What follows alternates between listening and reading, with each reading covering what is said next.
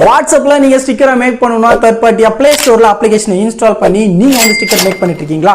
இப்போ நாம வந்து வாட்ஸ்அப்ல எந்த ஒரு அப்ளிகேஷனுமே இன்ஸ்டால் பண்ணாம ஸ்டிக்கரை எப்படி நம்ம கிரியேட் பண்றது அப்படிங்கறத பார்க்கலாம். அதுக்கு முன்னாடி நம்ம பேஜ் இன்னும் ஃபாலோ பண்ணலனா மறக்காம ஃபாலோ பண்ணிக்கங்க. அதற்கு உங்க வாட்ஸ்அப்பை ஃபர்ஸ்ட் Play Storeல போய்ட்டு அப்டேட் வந்து பண்ணிக்கங்க. அதன் பிறகு உங்களுடைய வாட்ஸ்அப் வந்து ஓபன் பண்ணீங்க. வாட்ஸ்அப்ல யாருக்கு நீங்க வந்து இந்த ஸ்டிக்கரை மேக் பண்ணி சென்ட் பண்ணணுமோ அவங்க சாட்டை ஓபன் பண்ணீங்க. அந்த சாட் பாக்ஸ்ல எமோஜி ஐகானை கிளிக் பண்ணிக்கங்க. எமோஜி கிளிக் பண்ணீங்க அப்படினா இந்த ஸ்டிக்கர் ஐகான் இருக்கும். அந்த ஸ்டிக்கரை கிளிக் பண்ணிக்கங்க. ஸ்டிக்கரை கிளிக் பண்ண பிறகு உங்களுக்கு கீழ கிரியேட் அப்படிங்கிற ஒரு ஆப்ஷன் இருக்கும். அதை வந்து கிளிக் பண்ணிட்டீங்க அப்படின்னா எந்த போட்டோவை நீங்க ஸ்டிக்கரா மேக் பண்ணணுமோ அதை வந்து கிளிக் பண்ணிக்கங்க. அதை கிளிக் பண்ண பிறகு கொஞ்ச நேரம் லோட் ஆயிட்டு உங்களுக்கு ரெண்டு ஸ்டிக்கர்ஸ் வந்து ஓபன் ஆகும். ஒன்னு உங்களுக்கு ஃபுல் சைஸ், இன்னொன்னு ஆப்ஜெக்ட் மட்டுமே கிராப் பண்ணி உங்களுக்கு ஸ்டிக்கர் கொடுக்கும்.